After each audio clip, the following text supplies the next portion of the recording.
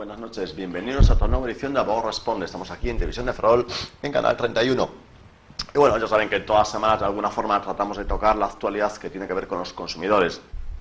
Por cierto, ya advertimos que en breve pues tocaremos una vez el tema bancario, que digan ustedes, pero ya han tratado muchas veces. Bueno, pero es que ahora son muchas las sentencias que están saliendo pues por el tema del Popular. Ya el Popular ya está hincando la rodilla en numerosas ocasiones en relación con las famosas pues ventas Santander, esa gente que quedó atrapada, ¿no?, con sus ahorros completamente atrapados con la compra del Santander por €1 y que quedaron a cero, tanto los accionistas, bonistas como tenedores de deuda subordinada. Toda esa gente pues que había perdido todo, pues ya la está recuperando. Son varias las sentencias que han salido en distintas ciudades de España, además en distintas situaciones, porque empezó la cosa pues dándole a los jueces la razón a los que habían comprado la ampliación, pero ahora ya se está ampliando incluso la fecha, con lo cual parece que empiece pues a ser ya normal y ya todo el mundo empieza a hablar de lo que algunos ya pues pronosticaban, ¿no?, como nuestros amigos de Derecho y Compromiso, Asociación Europea de Consumidores, los antiguos APDEF, Asociación de Perjudicados de Entidades Financieras,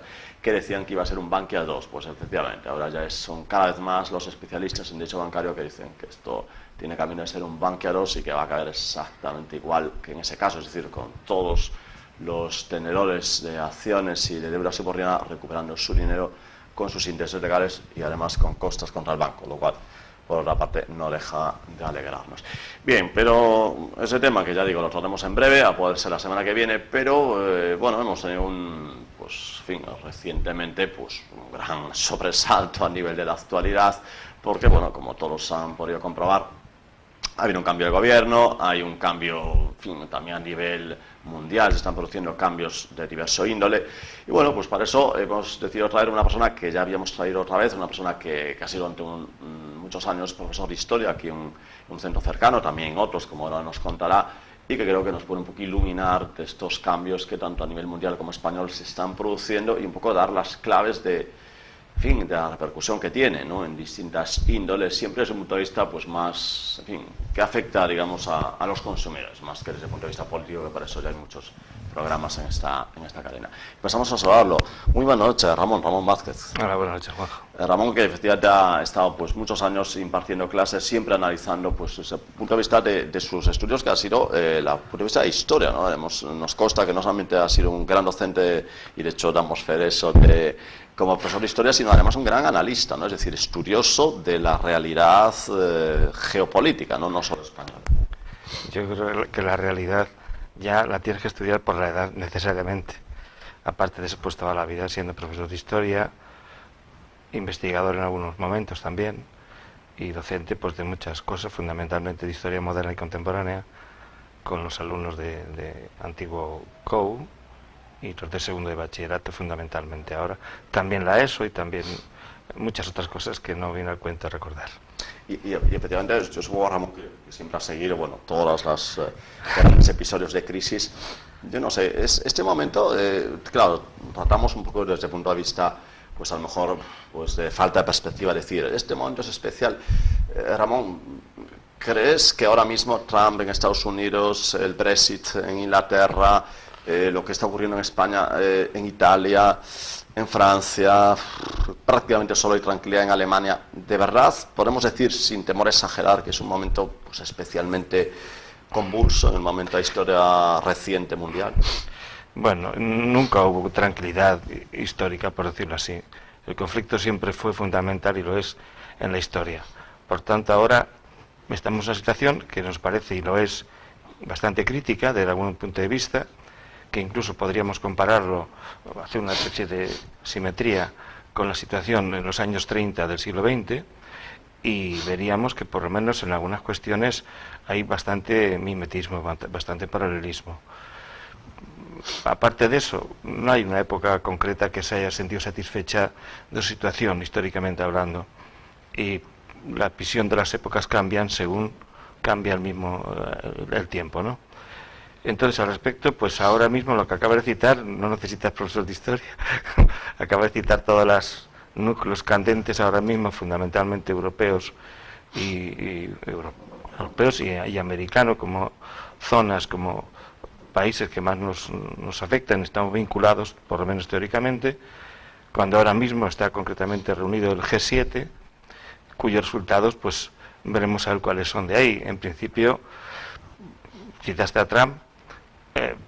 Trump parece ser que sigue en sus 13, en su R que R, y evidentemente está ahora mismo, en cierto modo, menospreciando a los aliados, a sus aliados tradicionales, que en el fondo son pues el mundo liberal democrático, tal y como lo entendíamos y lo entendemos en este momento.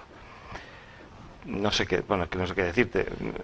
Trump sigue en sus 13 con sus planteamientos de América lo primero, evidentemente negocia por y para América, intenta mantener ese espíritu americano intacto que últimamente pues un poco se rompe, y de alguna forma también intenta con su política responder a la situación de ciertos votantes suyos en sectores de Estados Unidos que de alguna forma lo han votado, de hecho, lo han votado y lo han hecho presidente. Entonces no puede ahora retractarse, aunque la política de Trump es errática. Lo mismo dice una cosa en un momento que al momento siguiente dice la contraria, y nos estamos viendo ahora mismo, es decir, cuestiones concretas que afectan ahora mismo al mundo, no solamente a Europa, como la cuestión de los aranceles, de Europa con Estados Unidos a otros países, incluidos europeos. Pues hay una lucha en la cual hay un monto de dinero muy, muy cuantioso, ¿no? Entonces el tema del aluminio y del acero ahora mismo, en este momento, con trabas al acero y aluminio europeo en Estados Unidos, supondrá una factura de unos, se calcula, vamos, yo no soy experto en esto ni en nada, pero de unos 3.000 millones de euros. Y la Unión Europea acaba de responder ayer, creo que fue ayer, que también le responde con más aranceles por un valor de unos 6.000 y pico millones de euros también en Estados Unidos, donde entran productos variados de maquillaje. Bueno, es una noticia reciente y aún no lo he leído en concreto, pero maíz, maquillaje, como te decía, arándanos, es decir, una serie de productos cuya entrada en Europa va a ser castigada también como respuesta a la política de Trump. Y ya no quiero entrar con el tema de Irán porque entraremos poco a poco. Claro, sí, Ramón, efectivamente, bueno, hay un tema obviamente de oportunismo político, en el sentido que obviamente cuida su cara de votos, pero más allá del acierto, ¿no?, que tenga de cara a sus votantes, la posición de Estados Unidos se puede decir que ha mudado mucho. Es decir, Estados Unidos, con independencia del signo político de su presidente, digamos, mantenía, ¿no?, una línea homogénea en sus relaciones con el mundo, política exterior más o menos se respetaba, pero se puede decir que Trump está tirando por tierra todo lo que es la política americana durante décadas, o es un poco exagerado, es mucho de cara a la galería. Bueno, vamos a ver. Yo entiendo humildemente que hay bastante mitología al respecto, sobre todo si comparamos con Obama. Es decir, existen diferencias obviamente, ¿no?, y serias, pero realmente la política de Estados Unidos siempre fue la misma: barrer para casa, intervenir, dominar, controlar, es decir, una política imperialista claramente. En muchos momentos se ha efectuado con intervención directa a militares, y últimamente la intervención no hace falta que sea militar, simplemente es financiera, es copar los mercados, fundamentalmente también con el dólar como punta de lanza, digamos, de la penetración americana en todos los sectores, y sigue haciendo eso. Entonces, lo que le interesa lo coge, y lo que no le interesa lo desprecia. Es decir, lo que hay de bueno lo hago yo, lo que hay de malo lo han hecho los demás. Eso es lo que está haciendo Trump, de una forma muy ostentosa y ciertamente también variable, que está suponiendo también internamente en Estados Unidos pues una confrontación, porque cuando expulsas de un momento para otro a tus asesores más inmediatos, a tu secretario de Estado y otros cargos importantes de la administración, porque en un principio estás de acuerdo con ellos, cuando ellos te contradicen, inmediatamente pues los destituyes o los cambias, pues evidentemente está poniendo en riesgo toda la trayectoria política de Estados Unidos, en un sentido que siempre fue, como digo, su beneficio, porque tenemos que quitarnos la idea del buenismo político a nivel internacional, y también es cierto que ellos han resuelto muchas patatas calientes en muchos sitios, también hay que reconocerlo. Entonces, en ese juego, evidentemente yo creo que ellos han salido ganando siempre, y ahora Trump quiere seguir ganando aún más. Es decir, no respeta al otro, no respeta el acuerdo, que es algo propiamente de Trump en su vida privada, incluso anteriormente empresarial, anteriormente a ser presidente de Estados Unidos, ¿no? Las prácticas de Trump a nivel empresarial pues dejan mucho que desear, pero bueno, como estamos hablando de tiburones económicos, pues bueno, casi todo es justificable, ¿no? Bueno, para ellos. Eso, con respecto a Estados Unidos, que bueno, por mucho que avance China, la India y Singapur, en fin, países del este, sigue siendo la primera potencia mundial. Pero ya viniendo un poquito más a la zona de casa, Europa, ¿qué efectos crees que va a traer ya incluso a corto plazo, ya digamos a medio y largo, el Brexit, Ramón? Porque todos teníamos ese mito de que Europa, bueno, los ingleses están ahí un poco tocando las narices para sacar más, tipo un poquito como hacían los catalanes, que luego yo si quieres tocamos ese tema en España, tocan las narices, pero es que el Brexit se está ya desenvolviendo, esto ya no es una amenaza, esto es una realidad. ¿Qué efectos puede tener en general para Europa y en particular para ellos? Es decir, ¿puede salir algo bueno de todo eso? Hombre, bueno, todo aquello que significa fraccionar, partir, romper, digamos, teniendo en cuenta que precisamente la unión, la formación de estructuras políticas más amplias, más extensas de la puramente nacional o estatal, es lo que realmente ha fundamentado pues la unión y un poco ir hacia adelante, dentro de los límites que impone un liberalismo capitalista duro, ¿no? Es decir, para hacer un poco de historia, simplemente la unificación alemana con Bismarck en gran parte se hizo en base a uniones económicas de la zona de Prusia hacia el resto, ¿no? Y ahora podríamos hacer, en mi opinión, salvando las distancias como siempre, pues se estaría haciendo algo semejante. La fuga de Inglaterra, del Reino Unido, de la Unión Europea, pues va a tener consecuencias de empobrecimiento, evidentemente. Y ellos los británicos, no sé si podrán aguantar solos pues todo lo que viene encima. Y ya no solamente hablamos de inmigración, de movimiento de capitales, de relaciones con otros países, de defensa, sino que, no sé, yo no lo entiendo, pero en el fondo, como la propuesta del Brexit, y el Brexit en sí mismo es una respuesta en tanto de ciertos sectores que no quieren perder la propia identidad, Farage y su partido, la identidad británica y demás, porque entienden que los demás la rompen y a los demás incluso pues los desprecian, pues evidentemente... O sea, hay algo de racismo incluso. De superioridad tal vez, o de mantener lo tradicional como propio, como si fuera lo mejor. Etnocentrismo sin duda, vamos. ¿Perdón? Etnocentrismo sin duda, vamos. Sí, en gran manera sí. Cuando el Reino Unido siempre fue, bueno, casi siempre fue de corte más liberal, de corte más de abierto, no de cerrarse y demás. Es un poco extraño, pero vamos, fue lo que hicieron los británicos.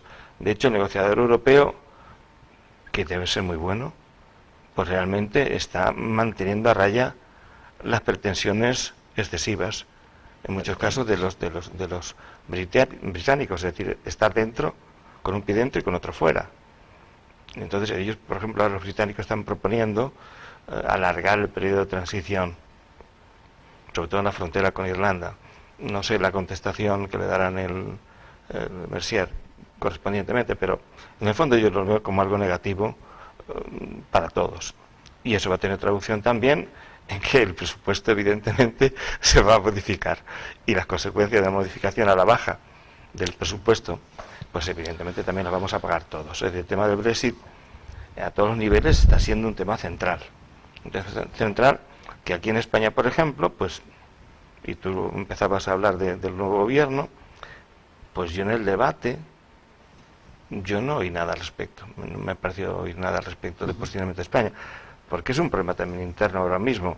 Es decir, ¿qué política va a mantener el señor Sánchez, Pedro Sánchez? una política de continuar lo propuesto por España a los comisarios, por ejemplo, o lo va a modificar de alguna manera? Y si es así, ¿cómo lo hace? Es muy grande porque vivimos un momento de gran importancia. Y le van a dejar claro. Yo creo que sí. Después también, vamos, entiendo yo que tampoco. En el Parlamento Europeo, cuando se voten todas estas cuestiones, yo no sé cómo van a votar los distintos partidos que han apoyado la subida de Sánchez al poder. Si van a apoyarlo, digamos, como han hecho con la investidura, o lo van a apoyar también con todo lo que implique la política de Sánchez, tanto si es parecida a la del PP, como si difiere, no lo sé, o cada partido votará lo que, es decir, los antieuropeístas, ¿qué votarán? Por ejemplo. Sí, porque está claro que el ministro de Exteriores sí que es europeísta. El pobre señor Borrell tiene bastantes píldoras que digerir, porque realmente es un marrón. Ya, pero digo, él parece que nadie duda de su sí, convicción europeísta. Por supuesto, es decir, salvando la distancia concretamente a nivel genérico, ¿no? Algo, por supuesto que afortunadamente, hombre, el gobierno que tenemos ahora mismo, en principio está levantando bastantes buenas expectativas, con sus críticas particulares, pero vamos, yo creo que lo mejor que podemos hacer del gobierno, de este gobierno ahora mismo, es guardar silencio para no ser esclavo de nuestras palabras. Es decir, los hechos los claro. Hemos hablado de Estados Unidos, hemos hablado del Brexit. En otros países, y estamos hablando sin duda de cosas que van a tener la trascendencia brutal en los consumos usuarios, en todas las nuevas condiciones que se pacten y demás. Otra cosa que debe preocupar obviamente al consumidor medio, por la influencia que va a tener a cortísimo plazo ya, es lo que está ocurriendo en Italia. Ramón, tenemos razones para pensar que una vez que Gran Bretaña ya se está yendo, una vez que Alemania no da asumido su liderazgo europeo, en Francia, el señor Macron pues, ha llegado con una enorme alegría, pero no acaba tampoco de cuajar su discurso. El otro gran socio europeo, como es Italia, tenemos que estar, digamos, temerosos de lo que está ocurriendo allí. Juanjo, yo no lo sé, temerosos, expectantes, tal vez sí. Y tal vez también expectantes porque realmente las críticas de Italia a lo que es Europa, tal y como está constituida, pues evidentemente se puede parecer en muchos casos a la se puede hacer desde España y de otros países. Por ejemplo, la crítica de Italia al excesivo gasto de las comunidades, pues es cierto. Entonces pedir mucho gasto y después pedirnos que nos apretemos el cinturón los demás, ciertamente también es, políticamente es poco rentable, por decirlo así. Ahora bien, en las políticas de Italia, en cierto sentido, como por ejemplo el tema de la inmigración, que lo tienen en la mesa, que van a prohibir la inmigración y van a haber deportaciones, según parece, tanto de los dos partidos ahora, vamos, están de acuerdo en deportaciones que contravienen directamente la legislación europea, sí. Van a saltar chispas. Sí. Inmediatamente. O sea, además va contra los pilares fundamentales de la Unión Europea, que van en una línea completamente distinta. Una línea de liberalismo, de tal, de solidaridad y de alguna forma de respeto de derechos básicos, ¿no? Entonces, claro, en España también hemos tenido ese problema y lo tenemos, que tampoco, por cierto, el otro día de este tipo de inmigración ya tampoco oí muchas cosas en el debate. Y es otra cuestión candente, donde por ejemplo, Italia se supone que los inmigrantes que suponen un gasto del PIB del 16%, los inmigrantes, por otra parte, son productivos en Italia, que se dice pronto. Son productivos en un 8% del PIB. Cuidado, es decir, que tampoco son, digamos, en balanza tampoco está negativa, pero claro, el problema de Italia es que se encuentra también con una población muy mayor, igual que en España, desgraciadamente. Pero los dos países con gran tradición católica y a pesar de ello con un problema de crecimiento negativo ahora mismo, claro, prácticamente, o casi. Entonces, teóricamente, la aportación de la inmigración, en el fondo, es mano de obra barata, desgraciadamente, más aún, y en segundo lugar también supone esta mano de obra que se queda sin muchas expectativas. Y sobre todo si te devuelven a tu país de origen, realmente es un marrón. Y tiene otro problema Italia, además, por eso sí hay que preocuparse, en mi opinión, porque Italia tiene ahí un sistema financiero, no es decir caótico, pero muy delicado, muy sensible con una deuda pública en principio también enorme, ¿no? Y un sistema financiero muy esquelético, por decirlo así, sin grandes reservas. Entonces, políticas de ampliar el gasto, que como en España, pues tienen problemas serios de ajustes, y supongo que, pero vamos, ¿por dónde vamos a salir? Yo no lo sé. Ahora, pienso que la salida es mejor en conjunto que no yéndose de Europa. Es mi opinión, no lo sé. Y más Italia es un socio fundador, no hay que olvidarlo. Pero el socio fundador también es Francia y hay una corriente importante contra la Unión Europea. Ya, pero en Francia, como en todo, y en Alemania mismo, también hay un partido que está tal, y en Dinamarca, y en todos los sitios, en Austria, están los famosos populismos, bien lo pongamos a la derecha o a la izquierda, en el fondo, lo que desde ambas orillas se critica es el sistema liberal que estamos teniendo, con sus consecuencias evidentes, es decir, los populismos ahora mismo, como ideología, pues yo no sé muy bien cuál tienen. Lo que sí sabemos es que su actuación inmediata es la de la confrontación, la protesta, el discurso del no, vamos, de tal, con razones que no hay que quitarse las razones que tal. Pero claro, no hay un corpus ideológico que lo sostenga, en mi opinión, vamos, yo no lo conozco, tampoco soy experto. Sin embargo, claro, es como si dijéramos que la política diaria de los populistas necesita, por decirlo de alguna manera, de lo negativo del liberalismo, porque es lo que critica, es lo que pone a parir y consecuentemente lo que intenta, pero no propone una ideología hasta ahora que esté definida como tal, ¿no? Estamos siempre entre las dos orillas y estos populismos pues son un poco complicados y problemáticos, porque claro, critican toda esa oposición, pero tienen que darse cuenta o no, que están o no están dentro del sistema liberal democrático. Si están dentro del sistema liberal democrático, tienen que aceptar un poco las reglas del capitalismo, que son evidentemente una cosa que es el individualismo, que es un poco el egoísmo, un poco el progreso, la libertad individual. Exactamente. Y si no lo aceptan, pues entonces quedamos en la otra orilla. Las posturas más comunistas, que no quiero emplear la palabra porque no es correcta, ¿no?, en estos momentos para estos sectores políticos, ¿no? Pero sí hablan de lo común, de lo genérico, del pueblo.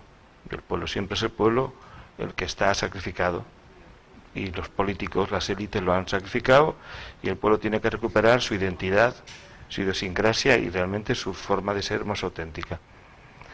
Y en esas estamos. Entonces, Europa sí, Italia, problema, pero claro, te juntas Portugal, Italia, España,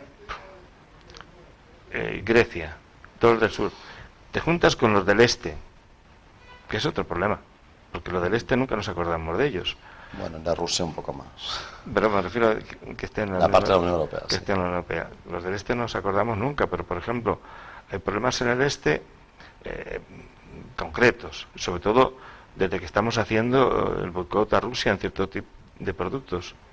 Entonces, consecuentemente, los rusos en estos momentos, bueno, no son nuestros amigos, por decirlo así.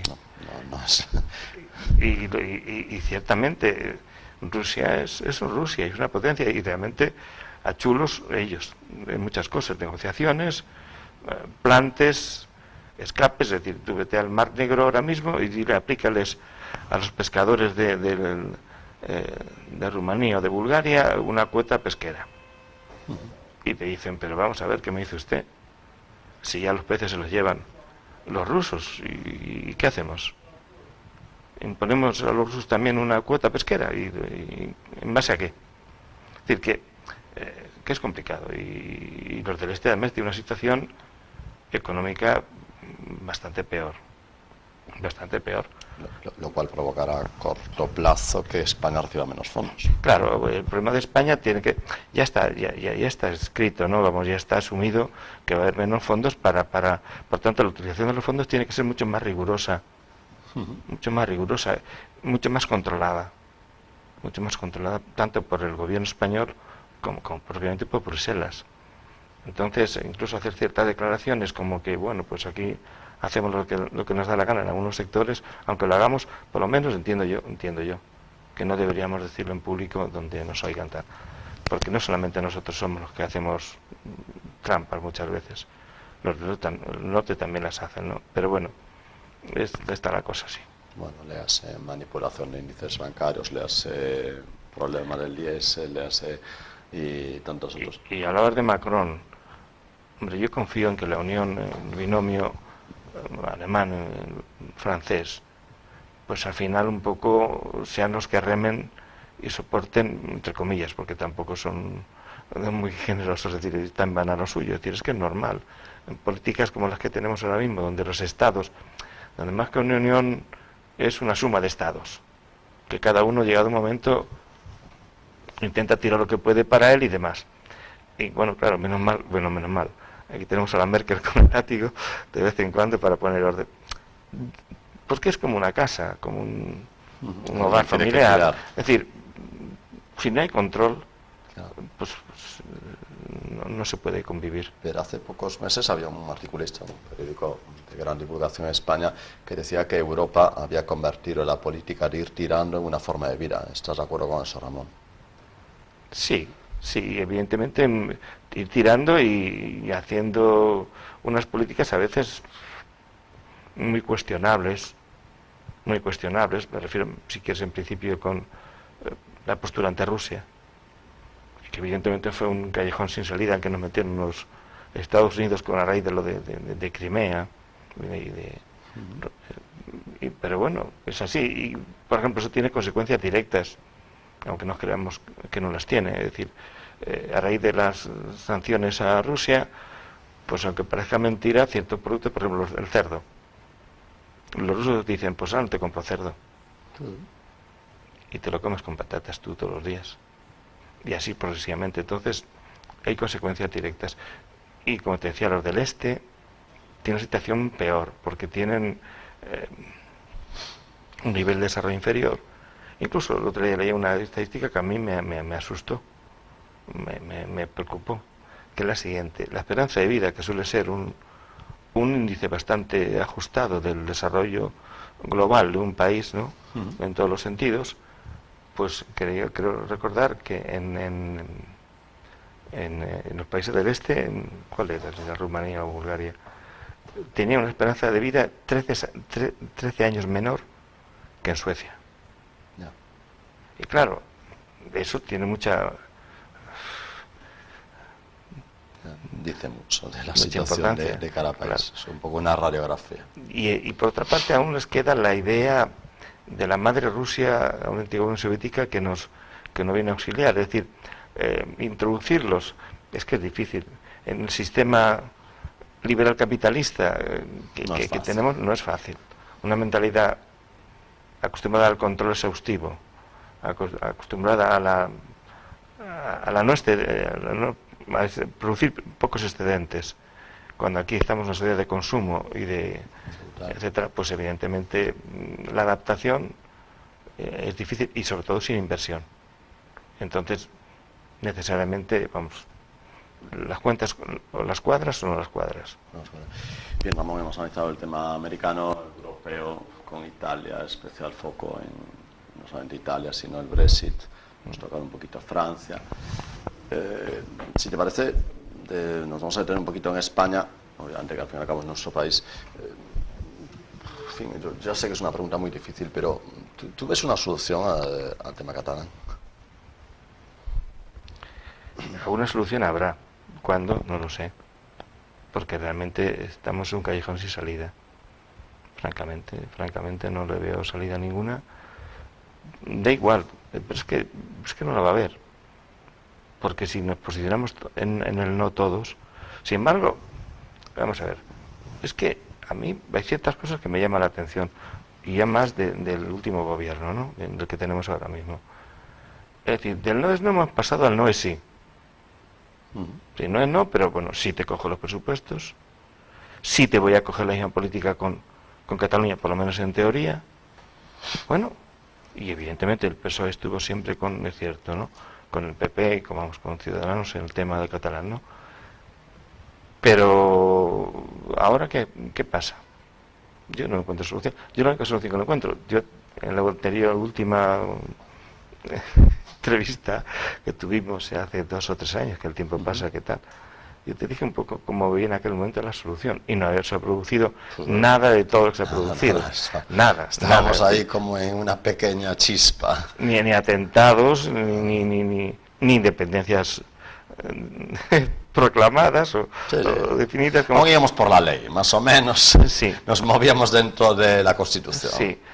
Yo, la solución que dije entonces, que puede ser, no veo otra, sería, ya te decía, evidentemente la Constitución hay que cambiarla, y yo decía y digo, pero hay que hacerlo lentamente, proponerse en un plazo de 2, 3, 5 años, ir aportando ideas, y dentro de eso pues preguntar sin miedo, y sin miedo, pero con total franqueza. En última instancia, Juanjo, yo no vivo con quien no quiere vivir conmigo. Entonces, tampoco hay que forzar las situaciones. Forma legal de hacerlo, pues obviamente cambiando la Constitución. Si hay que introducir incluso el principio de autodeterminación, lo introduzco y lo voto. E incluso voto porcentajes de cuando un territorio puede independizarse, y lo fijo en la Constitución. Después, quien quiera con esa regla jugar, juega. E incluso en una situación de este tipo, ya con una cuota fijada un porcentaje fijado a favor o en contra de la independencia, también preguntaría al resto del territorio qué opina, e incluso con una respuesta cuantificable, es decir, contarlo también, ¿no? Porque no es lo mismo que un territorio te salga un 80%, un 70%, un 60%, un 51%, que en el resto del territorio te salga con que sí quieres una separación, un 40% o un 60%. Es decir, que si tú tienes el derecho a irte, yo también tengo el derecho a echarte, o a irme yo. Sí, lo que pasa es que, ahora que tocas los porcentajes, Ramón, hay un hecho incuestionable, al cual no se dio mucha publicidad en su momento, por razones obvias que ahora vamos a comentar. Cuando se somete a referéndum legal la reforma del Estatuto catalán, la reforma legal, la del Estatuto, sí, esa que luego el Tribunal Constitucional, pues en parte declaró inconstitucional, y que hemos a políticos de lo más variopinto decir que esa reforma nunca se debió tocar por el Tribunal Constitucional, como si el Tribunal Constitucional fuera algo que se pudiese, digamos, politizar y decir lo que tiene que hacer. Pero bueno, dejando ese análisis aparte, que es jurídico, pero bueno, que no vamos a hacer ahora mismo, esa famosa reforma del Estatuto catalán, que al parecer tanto ilusionaba al pueblo catalán, hay un hecho incontestable, al cual, ya digo, se le ha dado muy poquita publicidad, y su participación, que fue un 40%. Es decir, si exigimos porcentajes, pero si esa reforma que tanto nos habían dado la matraca, día, tarde y noche en los periódicos, en las radios, de lo importante que era, tanto se publicitó y tanto ilusionó, no llegó a votar en suelo catalán prácticamente solo el 40%, claro, ya casi eso es muy revelador de que a lo mejor no, parece que es más el ruido que se arma que lo que hay detrás, ¿no? Yo no lo sé, lo cierto es que tener en principio a 2 millones en la calle en plan protesta, unidos por las redes sociales y digamos convocados por las redes sociales, realmente en este territorio es muy difícil gobernar, tanto el gobierno autónomo propio como el gobierno central, está claro, ¿no? Y después también, comentados el 40%, realmente es una cifra que la exponen fuera de España y dicen, pero tú qué dices, es decir, pero ¿qué estás diciendo? Y otra cosa también, esa sentencia que tú aludes, la mayoría de los jueces del Constitucional eran del PSOE. Es decir, que tampoco bueno, la mayoría por lo menos, tampoco esa propuesta de reforma se puede imputar al PP, es decir, que bueno, sí, un poco la petición de o la llevarla, pero los jueces, y había cosas que son infumables, con perdón. Por ejemplo, lo de la justicia propia y cosas. Bueno, tú eres más experto en eso que yo. Que tanto. No, absoluto. Lo que pasa es que, Ramón, si es verdad que, no sé cómo lo ves, bueno, Ramón, que tienes un gran estudio sobre la historia, pero me consta que conoce muy bien tanto la Primera como la Segunda Guerra Mundial, y lo digo por lo siguiente: se invoca continuamente en el tema catalán, porque el pueblo dice esto, el pueblo esto, da igual lo que ponga la Constitución, las leyes, el pueblo. Esto, a ver, no queremos exagerar, pero la alusión al pueblo le hemos oído a personajes muy siniestros de la historia mundial, incluso que ganaron un plebiscito. Es decir, esa tanta alusión al pueblo, el pueblo puede llegar a justificar, entre comillas, cosas muy horrendas. Sí, el pueblo se equivoca también de vez en cuando y apoya a quien no tiene que apoyar. Y el pueblo mira para otro sitio muchas veces que no tiene que mirar. Y también el pecado generalizado es de uno asumir el pueblo como uno mismo. Es decir, el pueblo soy yo, el resto no sé. Eso qué es muy de dictadura. No sé, claro, yo represento al pueblo, es que da igual lo que ponga la ley. Y tú decías ahora mismo de la Primera y Segunda Guerra Mundial. La Segunda Guerra Mundial, los años 30 son tremendamente ilustrativos, ¿no? Porque existe desde el punto de vista político la decadencia de las democracias, de los sistemas liberales en aquel momento. Pues hoy estamos en esas, sobre todo en el aumento del expansionismo, pues también, aunque a lo mejor no es territorial, pero sí es económico. Imperialismo se llama esa figura, ¿no? Aumento del armamentismo, estamos en ello. Es decir, ahora mismo el señor Trump me está pidiendo a todos los europeos que nos gastemos más dinero en armamento, teniendo en cuenta que ellos ahora mismo acaban de hacer una venta por un valor de 110.000 millones de dólares a Arabia Saudita. Que no está mal, no está mal. Entonces, es una décima parte del PIB español. Claro, no está mal. Por tanto, el tándem saudí-americano, es decir, por tanto, Estados Unidos importamos un bledo del resto, va donde hay la inversión. En unos cuantos países. Ramón, como siempre, es un placer charlar contigo. Nos está completamente usado. Yo creo que nuestros espectadores, pues, en fin, les ha servido mucho esta charla. Pues yo no sé si quedan de cara a sus derechos, los consumidores se quedan más tranquilos o no, pero bueno, lo que está claro es que bueno, hay que reflexionar sobre estos asuntos, y la verdad es la verdad, ¿no? Y eso quiere decir, lo que de verdad se cuece no se puede evitar el reflexionar sobre él. Es conflicto, y el conflicto se intenta resolver con cierta racionalidad, aunque a veces la razón también se equivoca y opera de forma negativa, como hay hechos en la historia que lo demuestran. La salida, Juanjo, yo soy pesimista, no sé si es, y escéptico cada vez más, no sé si es la edad la que me hace más escéptico a la vez, o es mi escepticismo la que me hace más viejo, más mayor. No sé cuál de las dos cosas es así, pero bueno, es lo que hay. No, muchísimas gracias por estar aquí. Pues bueno, cuando quieras, como te dije la otra vez, cuando te sea útil de alguna manera, aquí me tienes. Lo he dicho, muchas gracias, Ramón. Gracias. Bien, amigos, muchísimas gracias también a todos ustedes por estar una vez más aquí al pie del cañón en la noche de los viernes, tarde de los sábados. Nos vemos la próxima semana aquí en Televisión de Ferrol.